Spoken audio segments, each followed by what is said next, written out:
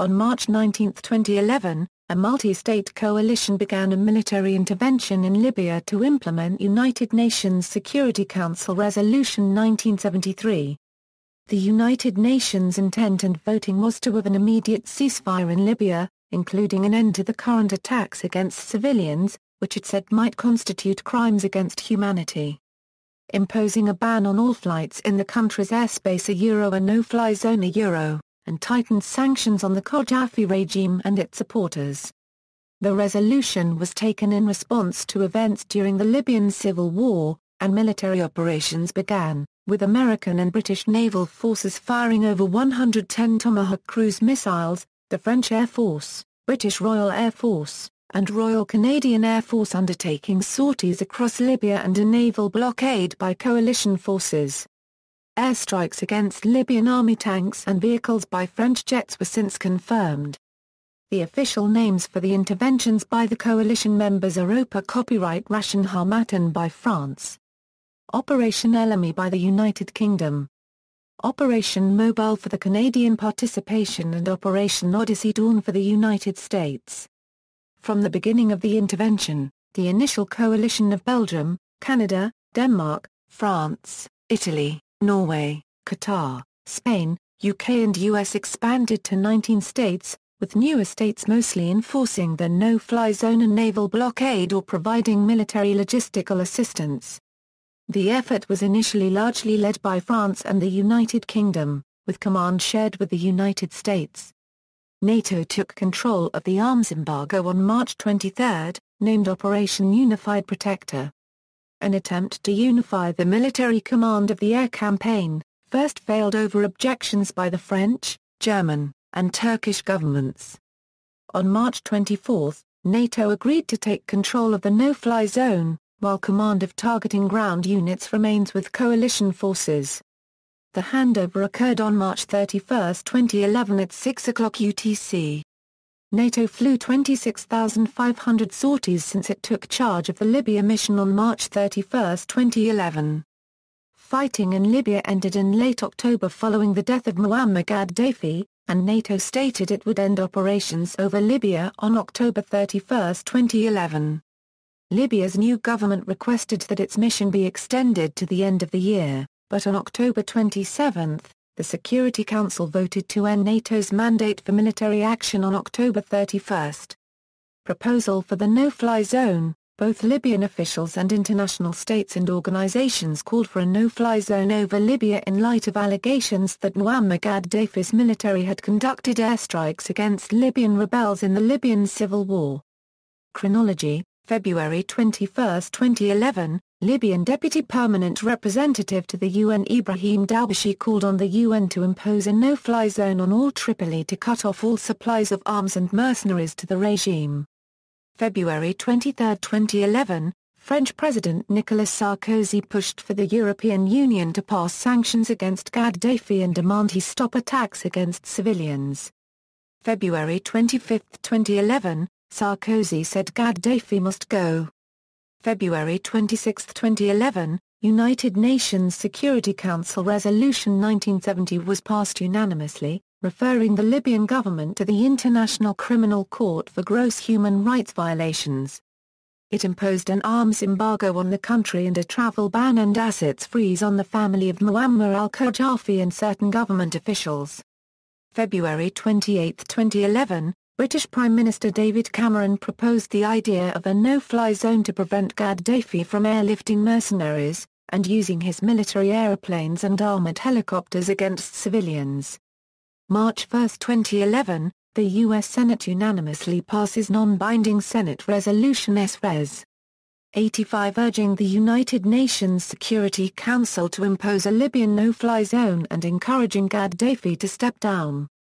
The U.S. had naval forces positioned off the coast of Libya, as well as forces already in the region, including the aircraft carrier ASO Enterprise. March 2, 2011, the Governor-General of Canada in Council authorizes, on the advice of Prime Minister of Canada Stephen Harper, the deployment of the Royal Canadian Navy frigate HMCS Charlottetown to the Mediterranean, off the coast of Libya.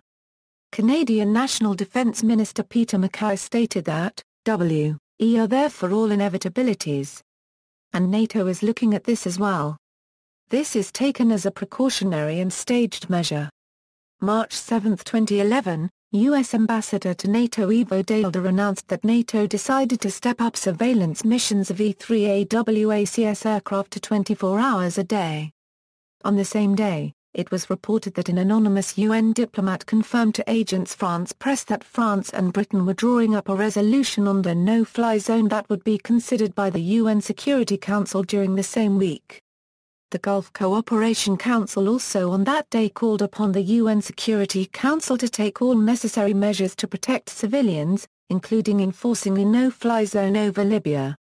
March 9, 2011, the head of the Libyan National Transitional Council, Mustafa Abdul Jalal, pleaded for the international community to move quickly to impose a no-fly zone over Libya, declaring that any delay would result in more casualties. 3 days later, he stated that if pro-Qadhafi forces reached Benghazi, then they would kill 500,000 people. He stated, if there is no no-fly zone imposed on Qadhafi's regime, and his ships are not checked, we will have a catastrophe in Libya. March 10, 2011, France recognized the Libyan NTC as the legitimate government of Libya soon after Sarkozy met with them in Paris. This meeting was arranged by Bernard-Henri La Copyright v. March 11, 2011, Cameron joined forces with Sarkozy after Sarkozy demanded immediate action from international community for a no-fly zone against air attacks by Qadhafi. March 12, 2011, 9 out of the 22 Arab League members called on the United Nations Security Council to impose a no-fly zone over Libya in a bid to protect civilians from air attack.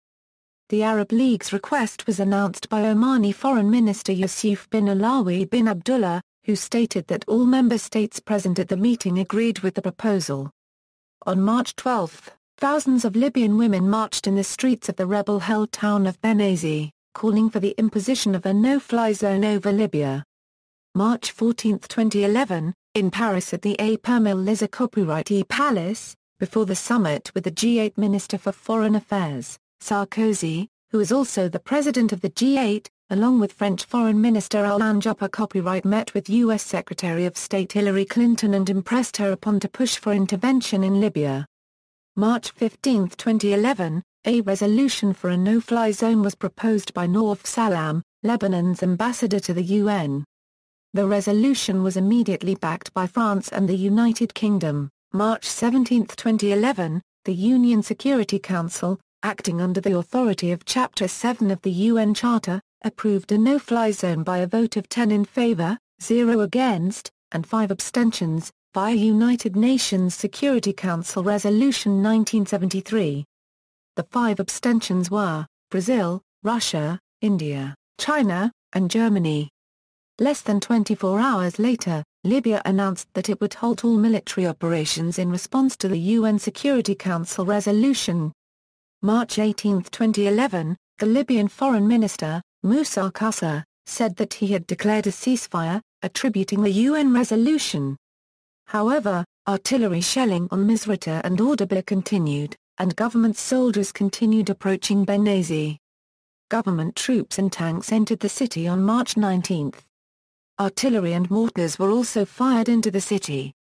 U.S. President Barack Obama held a meeting with 18 senior lawmakers at the White House on the afternoon of March 18. 19 March 2011, French forces began the military intervention in Libya, later joined by coalition forces with strikes against armored units south of Benghazi and attacks on Libyan air defense systems, as UN Security Council Resolution 1973 called for using all necessary means to protect civilians and civilian-populated areas from attack, imposed a no-fly zone, and called for an immediate and withstanding ceasefire, while also strengthening travel bans on members of the regime.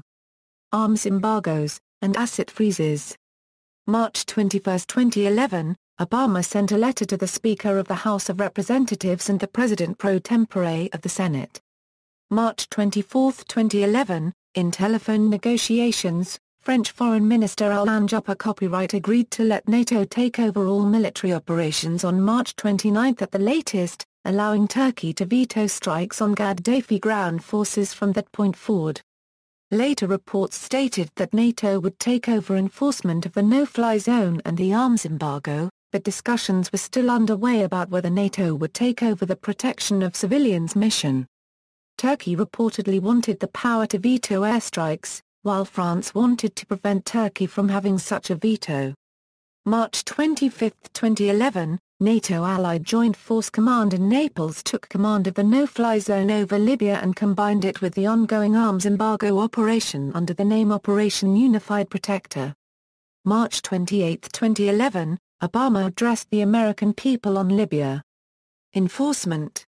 Initial NATO planning for a possible no-fly zone took place in late February and early March, especially by NATO members France and the United Kingdom. France and the UK were early supporters of a no-fly zone and had sufficient air power to impose a no-fly zone over the rebel-held areas, although they might need additional assistance for a more extensive exclusion zone. The US had the air assets necessary to enforce a no-fly zone, but was cautious to support such an action prior to obtaining a legal basis for violating Libya's sovereignty. However, due to the sensitive nature of military action by the US against an Arab nation, the US sought Arab participation in the enforcement of a no-fly zone. At a congressional hearing, United States Secretary of Defense Robert Gates explained that a no-fly zone begins with an attack on Libya to destroy the air defenses. And then you can fly planes around the country and not worry about our guys being shot down. But that's the way it starts. On March 19, the deployment of French fighter jets over Libya began, and other states began their individual operations. Phase 1 started the same day with the involvement of the United States, United Kingdom, France, Italy and Canada. On March 24, NATO ambassadors agreed that NATO would take command of the no-fly zone enforcement, while other military operations remained the responsibility of the group of states previously involved, with NATO expected to take control as early as March 26. The decision was made after meetings of NATO members to resolve disagreements over whether military operations in Libya should include attacks on ground forces. The decision will create a two-level power structure overseeing military operations. In charge politically will be a committee, led by NATO, that includes all states participating in enforcing the no-fly zone, while NATO alone will be responsible for military action. Royal Canadian Air Force Lieutenant General Charles Bouchard has been appointed to command the NATO military mission. After the death of Muammar Gaddafi on October 20, 2011, it was announced that the NATO mission would end on October 31. Operation names: NATO, Operation Unified Protector. Before NATO took full command of operations at 6 Greenwich Mean Time on March 31, 2011, the military intervention in the form of a no-fly zone and naval blockade was split between different national operations: a France, OPA Copyright Operation Harmattan, a United Kingdom, Operation Ellamy, a Canada, Operation Mobile, a United States, Operation Odyssey Dawn a Belgium, a Denmark, an Italy, the Netherlands, a Norway, a Qatar, a Spain and the United Arab Emirates placed their national contributions under U.S. command. Forces committed: these are the forces committed in alphabetical order. A Bell, 6 F-16 Falcon fighter jets of the Belgian Air Component, were already stationed at Araxos, Greece for an exercise, and flew their first mission in the afternoon of March 21. They monitored the no-fly zone throughout the operation and have successfully attacked ground targets multiple times since March 27, all of them without collateral damage. The Belgian naval component Meerneelhunt in Nazi was part of NATO's SNMCMG-1 at the start of the operation and assisted in NATO's naval blockade from March 23. The ship was later replaced by the Meerneelhunt Lobelia in August. At BGR, the Bulgarian Navy Wielingen-class frigate Drazki participated in the naval blockade, along with a number of special naval forces, 2 medical teams and other humanitarian help. The frigate left port on April 27 and arrived off the coast of Libya on May 2. It patrolled for 1 month before returning to Bulgaria, with a supply stop at the Greek port of Souda. Akan, the Royal Canadian Air Force deployed 7 CF-18 fighter jets, 2 CC-150 Polaris refueling airplanes, two CC-177 Globemaster III heavy transports, two CC-130J Super Hercules tactical transports, and two CP-140 Aurora maritime patrol aircraft. The Royal Canadian Navy deployed the Halifax-class frigates HMCSA Charlottetown and HMCSA Vancouver. A total of 440 Canadian Forces personnel participated in Operation Mobile. There were reports that special operations were being conducted by Joint Task Force 2 in association with Britain's Special Air Service and Special Boat Service as part of Canada's contribution. At DEN, the Royal Danish Air Force participated with 6 F-16AM fighters, 1 C-130J-30 Super Hercules military transport plane and the corresponding ground crews. Only 4 F-16s were used for offensive operations, while the remaining 2 acted as reserves. The first airstrikes from Danish aircraft were carried out on March 23, with 4 aircraft making 12 sorties as part of Operation Odyssey Dawn. Danish F-16s flew a total of 43 missions, dropping 107 precision bombs during Odyssey Dawn before switching to NATO command under Unified Protector. Danish flights bombed approximately 17% of all targets in Libya and together with Norwegian flights have been the most efficient in proportion to the number of flights involved. Danish F-16s flew the last fast-jet mission of Operation Unified Protector on October 31, 2011, finishing with a total of 599 missions flown and 923 precision bombs dropped during the entire Libya intervention. LFRA, French Air Force, which flew the highest percentage of NATO strikes, participated in the mission with 18 Mirage, 19 Rafale, 6 Mirage F-1, 6 Superintended, 2 E-2 Hawkeye, 2 C-2 Greyhound, 3 Eurocopter Tiger, 16 Gazelle aircraft. In addition, the French Navy anti-air destroyer Forbin and the frigate Jean Bart participated in the operations. On March 22, the aircraft carrier Charles de Gaulle arrived in international waters near Crete to provide military planners with a rapid response air combat capability. Accompanying the Charles de Gaulle were the frigates Dupleix, Acunet, the fleet replenishment tanker Muse, as one Rubis-class nuclear attack submarine. France did station 3 Mirage 2000-5 aircraft and 6 Mirage 2000D at Souda Bay, Crete. France also sent an amphibious assault helicopter carrier, the Tonnerre, carrying 19 rotorcraft to operate off the coast of Libya. A GRE, the Ellamy-class frigate Limnos of the Hellenic Navy, was deployed to the waters off Libya as part of the naval blockade. The Hellenic Air Force provided Super Puma search and rescue helicopters and an Embraer 145 AW&C airborne radar plane. At ITA, at the beginning of the operation, as a contribution to enforce the no-fly zone, the Italian government committed 4 Tornado ECRs of the Italian Air Force in SEAD operations, supported by 2 Tornado IDS variants in an air-to-air refueling role and 4 F-16 ADF fighters as escort.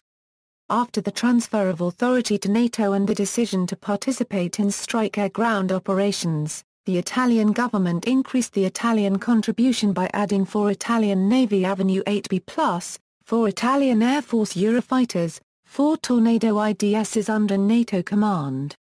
Other assets under national command participated in air patrolling and air refueling missions.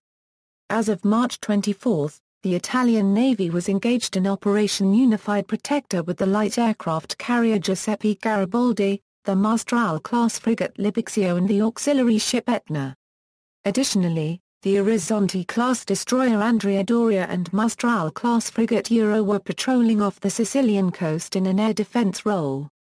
At a later stage, Italy increased its contribution to the NATO-led mission by doubling the number of AV-8B Harriers and deploying an undisclosed number of AMX fighter bombers and KC-130J and KC-767A tanker planes. The Italian Air Force also deployed its MQ-9A Reaper UAVs for real-time video reconnaissance. A JOR, 6 Royal Jordanian Air Force fighter jets landed at a coalition airbase in Europe on April 4 to provide logistical support and act as an escort for Jordanian transport aircraft using the humanitarian corridor to deliver aid and supplies to opposition-held Cyrenaica, according to Foreign Minister Nasser Judy. He did not specify the type of aircraft or what specific roles they may be called upon to perform, though he said they were not intended for combat. A NATO E-3 airborne early warning and control aircraft operated by NATO and crewed by member states help monitor airspace over the Mediterranean and in Libya. ANED, the Royal Netherlands Air Force provided 6 F-16AM fighters and a KDC-10 refueling plane. These aircraft were stationed at the Decima Manu Air Base on Sardinia. The 4 F-16s were flying patrols over Libya, while the other 2 were being kept in reserve. Additionally, the Royal Netherlands Navy deployed the tripartite-class Mynheer Hunter HNLMSA Haarlem to assist in enforcing the weapons embargo. ANOR, the Royal Norwegian Air Force deployed 6 F-16AM fighters to Souda Bay Air Base with corresponding ground crews. On March 24, the Norwegian F-16s were assigned to the U.S. North African Command and Operation Odyssey Dawn. It was also reported that Norwegian fighters along with Danish fighters had bombed the most targets in Libya in proportion to the number of planes involved. On June 24, the number of fighters deployed was reduced from 6 to 4.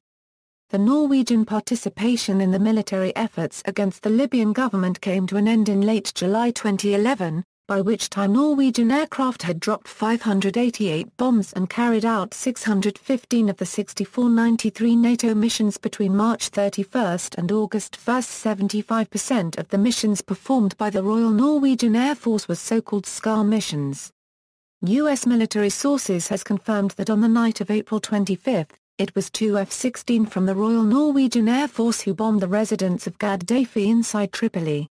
A Q-8E. The Qatar Armed Forces contributed with 6 Mirage 2000-5 EDA fighter jets and 2 C-17 strategic transport aircraft to coalition no-fly zone enforcement efforts.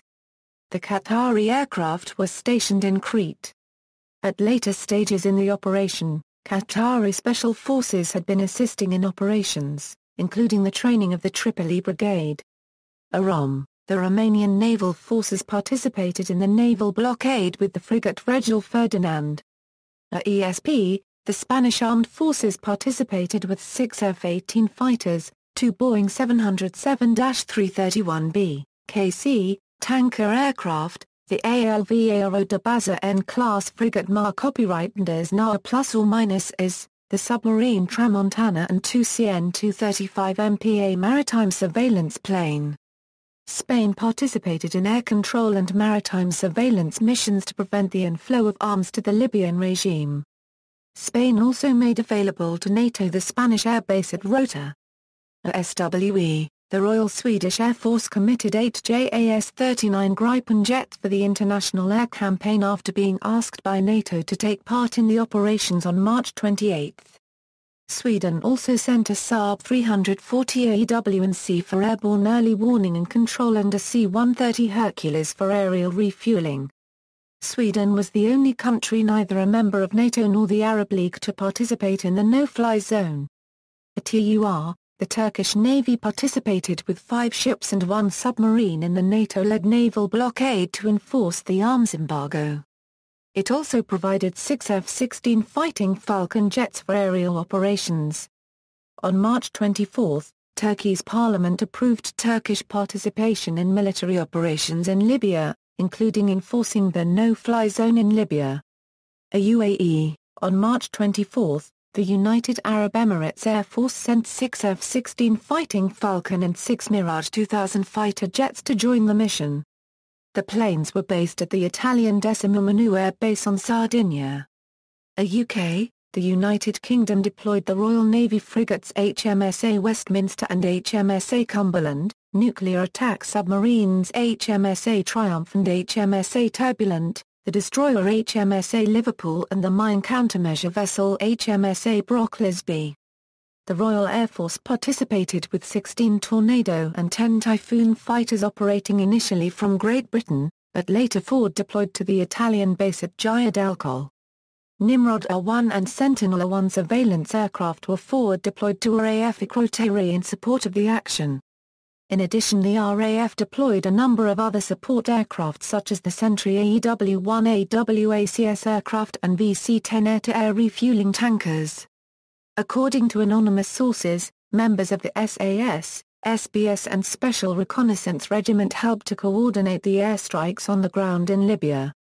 On May 27, the UK deployed 4 UK Apache helicopters on board HMS Ocean. The United States deployed a naval force of 11 ships, including the amphibious assault ship USS Kearsarge, the amphibious transport dock USS Ponce, the guided missile destroyers USS Barry and USS Stout, the nuclear attack submarines USS Providence and USS Scranton, the cruise missile submarine USS Florida and the amphibious command ship USS Mount Whitney. Additionally, the 10 ground attack aircraft, B-2 stealth bombers, AV-8B Harrier II jump jets, EA-18G Growler electronic warfare aircraft, and both F-15E and F-16 fighters were involved in action over Libya. U-2 reconnaissance aircraft were stationed on Cyprus. On March 18, 2 AC-130s arrived at RAF Mildenhall as well as additional tanker aircraft.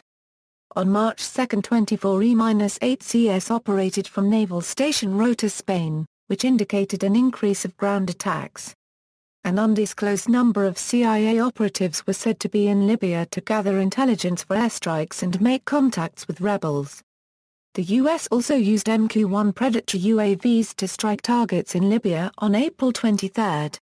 Bases committed: an FRA, St. Dizia, Dijon, Nancy, Istres, Solnzara, Avad, a GRE, Sauda, Action, Araxos, and Andravda, an ITA, Amendola, Decimumanu, Gidelcol, Trapani, Pantelleria, Capodichino, a ESP, Rota, Mora Cubden, Torrija Cubden, a TUR, Inslick, a Degreesmere, a UK, RAF Equrotiri, RAF Myam, RAF Waddington, a USA, Aviano, Lakenheath, Mildenhall, Sigonella, Spandalum, Ellsworth AFB. Actions by other states. Albania, Albanian Prime Minister Sali Berisha said that Albania is ready to help. Prime Minister Berisha supported the decision of the coalition to protect civilians from the Libyan regime of Qadhafi. Berisha also offered assistance to facilitate the international coalition actions. In a press release of the Prime Ministry, these operations are considered entirely legitimate, having as main objective the protection of freedoms and universal rights that Libyans deserve. On March 29, Foreign Minister Edmund Haxanasto said Albania would open its airspace and territorial waters to coalition forces and said its seaports and airports were at the coalition's disposal upon request. Haxanasto also suggested that Albania could make a humanitarian contribution to international efforts. In mid-April, the International Business Times listed Albania alongside several other NATO member states, including Romania and Turkey, that have made modest contributions to the military effort, although it did not go into detail. Australia, Prime Minister Julia Gillard and others in her Labour government have said Australia will not contribute militarily to enforcement of the UN mandate despite registering strong support for its implementation, but the opposition Liberal Party's defence spokesman has called upon the government to consider dispatching Australian military assets if requested by NATO. Defence Minister Stephen Smith said the government would be willing to send C-17 Globemaster heavy transport planes for use in international operations as part of a humanitarian contribution, if needed. Foreign Minister Kevin Rudd described Australia as the third largest humanitarian contributor to Libya globally after the United States and the European Union on April 27, after a humanitarian aid ship funded by the Australian government docked in Masurata. Croatia, President Ivo Josipovic said that if it becomes necessary Croatia will honour its NATO membership and participate in the actions in Libya. He also stressed that while Croatia is ready for military participation according to its capabilities, it will mostly endeavour to help on the humanitarian side. On April 29, the government announced it planned to send 2 Croatian army officers to assist with Operation Unified Protector pending formal presidential and parliamentary approval. Cyprus, after the passage of United Nations Security Council Resolution 1973, President Demetris Christofias asked the British government not to use its military base at Akrotiri, an overseas territory of the United Kingdom on the island of Cyprus, in support of the intervention, though this request had no legal weight as Nicosia cannot legally bar the United Kingdom from using the base. The Cypriot government reluctantly allowed Qatar Emiri Air Force fighter jets and a transport plane to refuel at Larnaca International Airport on March 22 after their pilots declared a fuel emergency while in transit to Crete for participation in international military operations. Estonia, Foreign Minister Urmas Paet said on March 18 that his country has no current plans to join in military operations in Libya, but it would be willing to participate if called upon to do so by NATO or the European Union. The Estonian Air Force does not presently operate any fighter aircraft, though it does operate a few helicopters and transport planes. The European Union, Finnish Foreign Minister Alexander Stubb announced that the proposed EUFO Libya operation is being prepared, waiting for a request from the UN. Germany has withdrawn all forces from NATO operations in the Mediterranean Sea as its government decided not to take part in any military operations against Libya. However, it is increasing the number of AWACS personnel in Afghanistan by up to 300 to free forces of other states. Germany allows the usage of military installations on its territory for the intervention in Libya. On April 8, German officials suggested that Germany could potentially contribute troops to ensure with military means that humanitarian aid gets to those who need it. As of early June, the German government is reportedly considering opening a center for training police in Benghazi. On July 24, Germany lent €100 million to the rebels for civilian and humanitarian purposes. Indonesia, President Susilo Bambang Yudhoyono called for a ceasefire by all sides, but said that if a UN peacekeeping force was established to monitor a potential truce, Indonesia is more than willing to take part. At Kuwait, the Arab state will make a logistic contribution, according to the British Prime Minister David Cameron. At Malta, Prime Minister Lawrence Gonzi said no coalition forces would be allowed to stage from military bases in Malta, but Maltese airspace would be open to international forces involved in the intervention. On April 20, 2 French Mirages were reportedly allowed to make emergency landings in Malta after running low on fuel. At Poland, U.S. Secretary of Defense Robert Gates, UK Secretary of Defense Liam Fox, and NATO Secretary-General Anders Fogh Rasmussen have urged the Polish government to contribute to military operations. As of June 2011, Warsaw has not committed to participation. As Sudan, the government has quietly granted permission for coalition states to traverse its airspace for operations in the Libyan theater if necessary, Reuters reported in late March. Action by international forces. Civilian losses. May 14, NATO airstrike hit a large number of people gathered for Friday prayers in the eastern city of Brega, leaving 11 religious leaders dead and 50 others wounded. May 24, NATO airstrikes in Tripoli kill 19 civilians and wound 150, according to Libyan state television. May 31, Libya claims that NATO strikes have left up to 718 civilians dead. June 19, NATO airstrikes hit a residential house in Tripoli, killing 7 civilians, according to Libyan state television. June 20, a NATO airstrike in Sorman, near Tripoli, killed 15 civilians, according to government officials. 8 rockets apparently hit the compound of a senior government official, in an area where NATO confirmed operations had taken place. June 25, NATO strikes on Brega hit a bakery and a restaurant, killing 15 civilians and wounding 20 more, Libyan state television claimed. The report further accused the coalition of crimes against humanity. The claims were denied by NATO. June 28, NATO airstrike on the town of Torfa, 300 km east of the Libyan capital, Tripoli kills 8 civilians. July 25, NATO airstrike on a medical clinic in Zliten kills 11 civilians, though the claim was denied by NATO, who said they hit a vehicle depot and communications center. July 20, NATO attacks Libyan state TV, Al Jameirah. 3 journalists killed. August 9, Libyan government claims 85 civilians were killed in a NATO airstrike in Major, a village near Zliten. A spokesman confirms that NATO bombed Zliten at 2:34 a.m. on August 9, but says he was unable to confirm the casualties. Commander of the NATO military mission, Lieutenant General Charles Bouchard says, "I cannot believe that 85 civilians were present when we struck in the wee hours of the morning, and given our intelligence. But I cannot assure you that there were none at all." September 15, Qadhafi spokesman Musa Ibrahim declares that NATO airstrikes killed 354 civilians and wounded 700 others, while 89 other civilians are supposedly missing. He also claims that over 2,000 civilians have been killed by NATO airstrikes since September 1. NATO denied the claims, saying they were unfounded.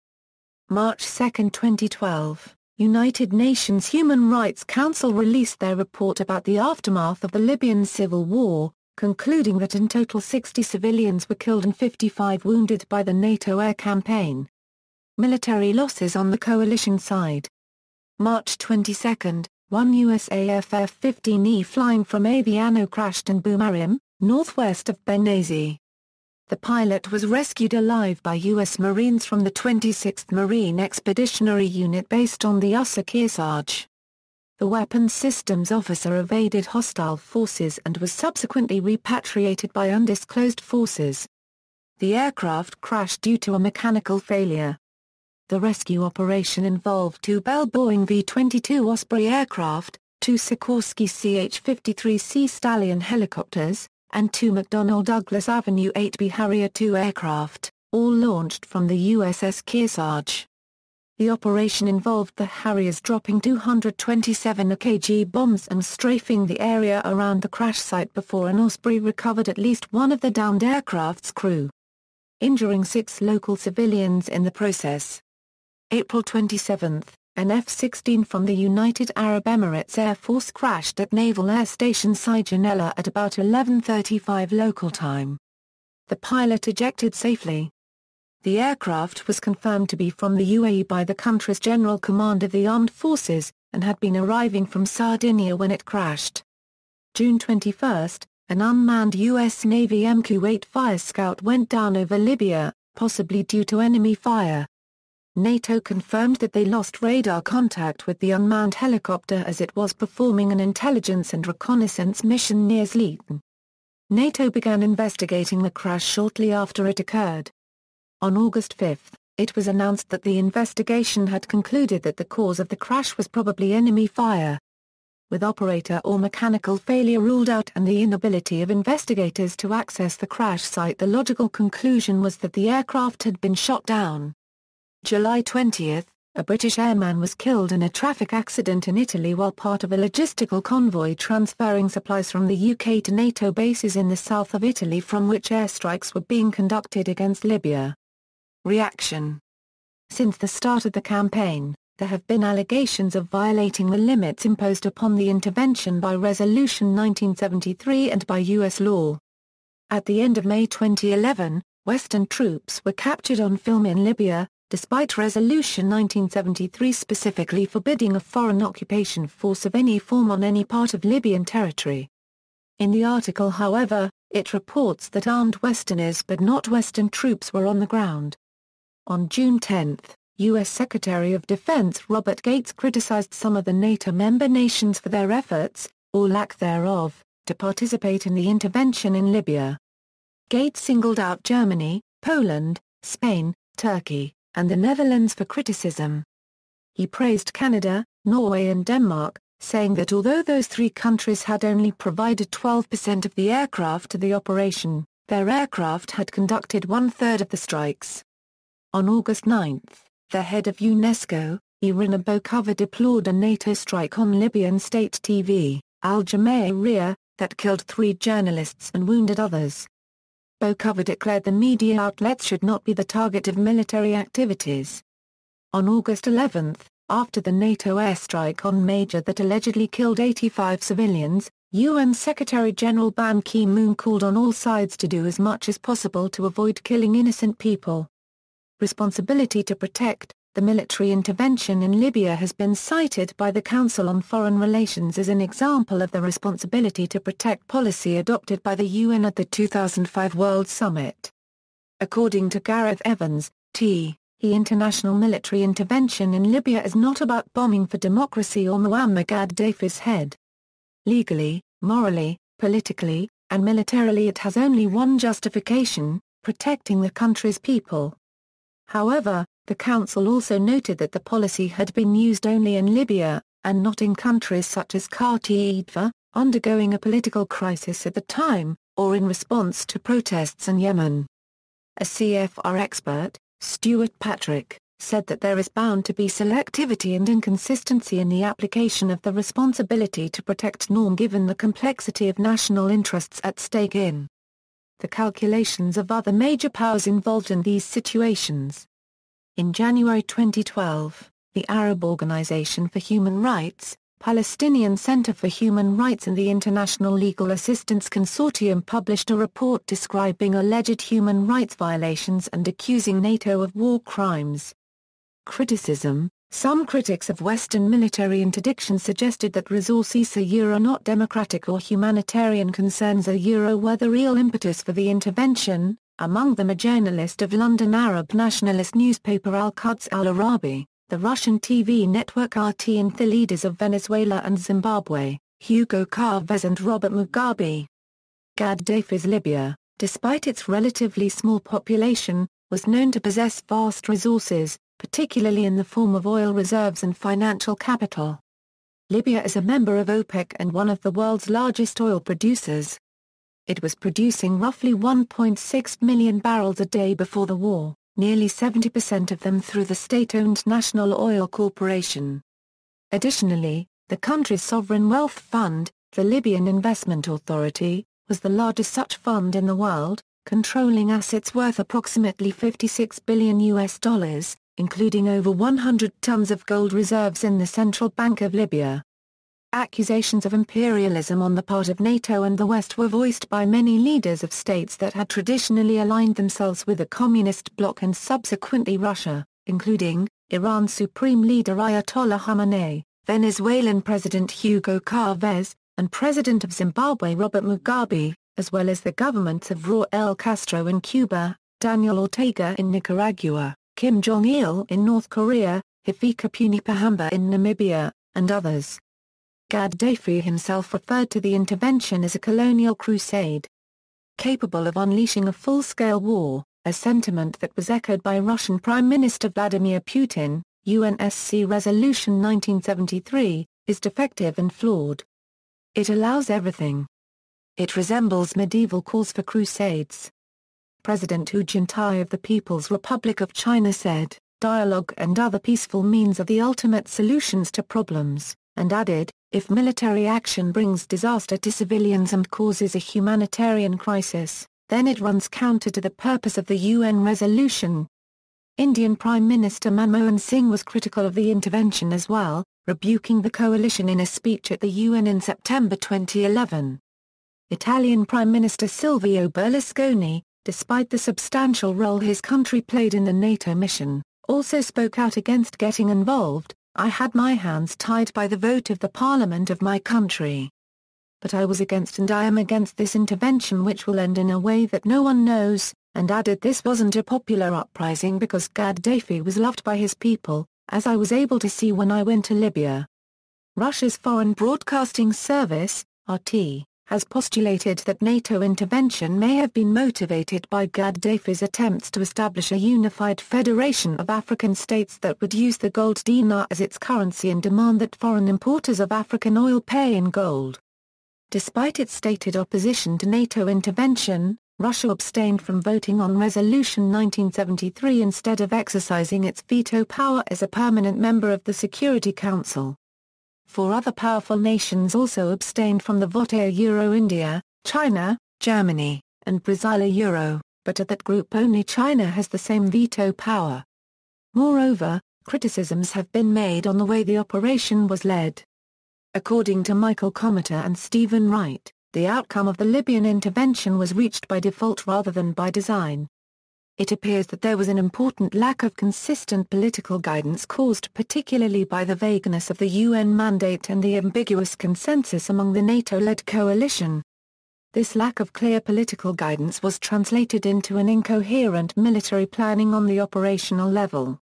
Such a gap may impact the future NATO's operations that will probably face trust issues. Costs. On March 22, 2011, BBC News presented a breakdown of the likely costs to the UK of the mission. Journalist Francis Tissot, editor of Defence Analysis, estimated that flying a Tornado GR4 would cost about £35,000 an hour, so the cost of patrolling one sector of Libyan airspace would be £2 million or £3 million per day. Conventional airborne missiles would cost £800,000 each and Tomahawk cruise missiles £750,000 each. Professor Malcolm Chalmers of the Royal United Services Institute similarly suggested that a single cruise missile would cost about £500,000, while a single Tornado sortie would cost about £30,000 in fuel alone. If a Tornado was down, the replacement cost would be upwards of £50 million. By March 22 the US and UK had already fired more than 110 cruise missiles. UK Chancellor George Osborne had said that the MOD estimate of the operation cost was tens rather than hundreds of millions. On April 4 Air Chief Marshal Sir Stephen Dalton said that the RAF was planning to continue operations over Libya for at least 6 months. The cost for Greece was $1 million daily. See also, Aftermath of the Libyan Civil War. Bombing of Libya, codenamed Operation El Dorado Canyon, response to 1986 Berlin discotheque bombing, Iraqi no-fly zones, 2 similar operations carried out over Iraq, Operation Northern Watch, Operation Southern Watch. Operation Deny Flight, similar operation carried out during the Bosnian War, 1995 NATO bombing campaign in Bosnia and Herzegovina. Wadi Douma Raid, 1986 French air raid on Libyan airbase in Chad, 1999 NATO bombing of Yugoslavia during the Kosovo War. References. Further reading, Bernard, Alexander. Lessons from Iraq and Bosnia on the Theory and Practice of No-Fly Zones. Journal of Strategic Studies 27, 454 doi, 10.1080/1362369042000282985 Betts, Richard K. The Delusion of Impartial Intervention. Foreign Affairs 73, 20 doi, 10.2307/20046926 Chesterman, Simon. Leading from Behind: The Responsibility to Protect, the Obama Doctrine, and Humanitarian Intervention After Libya. Ethics and International Affairs. Forthcoming. Crane, Matthew. International Intervention and the Severity of Genocides and Politicides.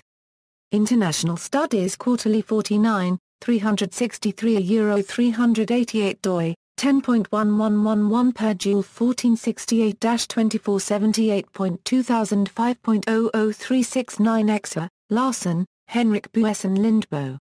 Libya, Beyond Regime Change. DIIS Policy Brief.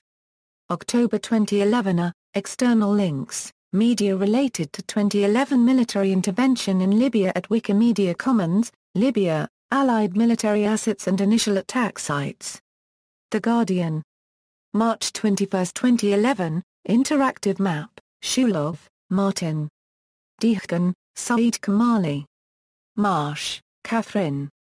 Libyan airstrikes, reactions around the Middle East. The Guardian. Unofficial page about aircraft involved in Operation Harmattan, unofficial page about warships involved in Operation Harmattan, unofficial page about CVN Charles de Gaulle in Operation Harmattan, 1.